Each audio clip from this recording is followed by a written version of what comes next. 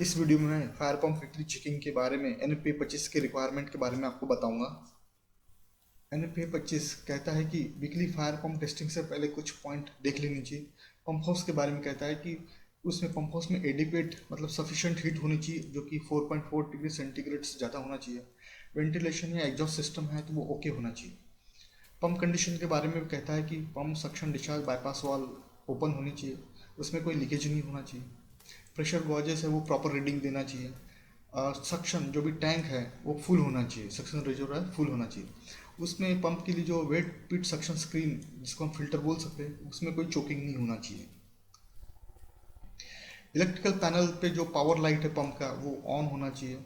जो power transfer switch है अगर होगा तो उसका लाइट ऑन होना चाहिए। दोस्तों ये पावर ट्रांसफर स्विच ये होता है कि इन केस अगर आपका मेन पावर सप्लाई अगर ऑफ हो जाए तो ये ट्रांसफर स्विच इमरजेंसी पावर लेना शुरू कर देता है, तो इसलिए ये पावर रेडी होना चाहिए, मतलब ये लाइट उग्लो होते रहना चाहिए। और नॉर्मल कंडीशन में इमरजेंसी स्टैंड बाय पावर का लाइट जो है ऑफ होना चाहिए। रिवर्स फेस अलार्म लाइट मतलब रिवर्स रोटेशन इम्पेलर का वो ऑफ होना चाहिए, नॉर्मल रोटेशन ऑन होना चाहिए। अगर आपकी वर्टिकल मोटर है तो उसमें ऑयल लेवल नॉर्मल होना चाहिए। डीजल इंजन के बारे में कहता है कि डीजल जो इंजन में डीजल का टैंक है उसमें कम से कम 2/3 डीजल होना चाहिए। जो उसमें ऑटो मैनुअल जो मोड सिलेक्शन है सिलेक्टर है वो ऑटो मोड में होना चाहिए। बैटरी रीडिंग नॉर्मल होनी चाहिए। बैटरी चार्जर करंट जो है वो भी battery charger current reading normal होनी चाहिए। बैटरी पायलट लाइट्स ऑन होनी चाहिए और उसमें कोई फेलियर का सिग्नल नहीं होना चाहिए।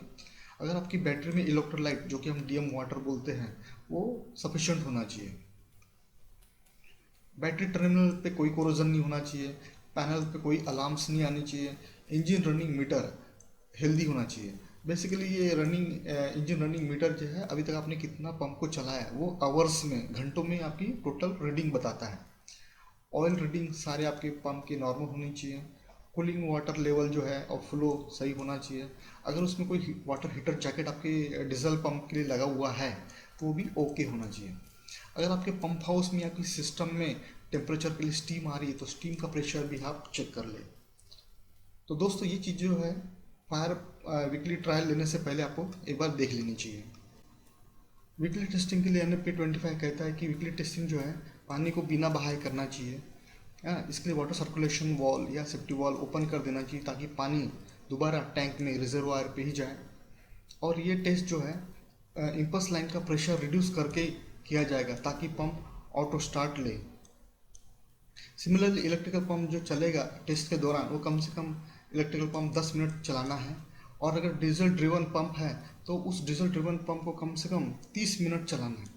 दोस्तों ये जो रीडिंग है ये बाद में इस इंजन रनिंग मीटर में ऐड होती है, तो इसलिए आपको ध्यान रखना है कि ये जो है टाइम 10 मिनट और 30 मिनट आपको मेंटेन करना है। पंप टेस्ट के दौरान आपको कुछ पॉइंट नोट करने हैं, जैसे कि पंप के बारे में है तो पंप स्टार्टिंग प्रेशर किस प्रेशर पे पंप स्टार्ट हुआ वो आपको ध्यान रखना है या नोट करना है। वैसे ही पंप सक्शन और डिस्चार्ज प्रेशर नोट करने हैं। पंप में कहीं ग्लैंड लीक या कहीं और से लीक तो नहीं हो रहा है वो नोट करना है। पंप से कोई अनयूजुअल असाधारण आवाज़ या वाइब्रेशन है तो वो नोट करनी है। और पंप में कहीं ओवर हीटिंग तो नहीं हो रहा है ये भी नोट करना है। इलेक्ट्रिकल सिस्टम में ये देखना है कि पंप जब चल रहा है तो कितने देर में उसके फुल आरपीएम स्पीड पे आया, और जब पंप चला तो उसमें आपका कितना वोल्टेज या करंट डाउन हुआ वो आपको नोट करना है। साथ में पंप चालू होने के बाद कितना देर तक चलता रहा ये भी आपको नोट करना है। डीजल इंजन के बारे में कहता है कि आपको जब उसका प्रेशर रिड्यूस किया आपने और सिग्नल गया तो कितनी देर में पंप चल पड़ा वो आपको नोट करना है। साथ में इंजन को आपको फुल आरपीएम आने में फुल स्पीड आने में कितना टाइम लग रहा है। साथ में आपको ये चेक करना है कि engine oil pressure speed water oil indicator temperature जो कि 30 मिनट दौरान सारे सब मेंटेन्ड है ये आपको चेक करना है। साथ में आपको ये देखना है कि उसके पंप चलते वक्त कोई आपको असाधारण चीज़ें नोटिस तो नहीं हो रही है वो देखना है। और साथ में आपका जो कूलिंग वाटर का जो फ्लो है पंप के लिए वो आपको चेक करते रहना है।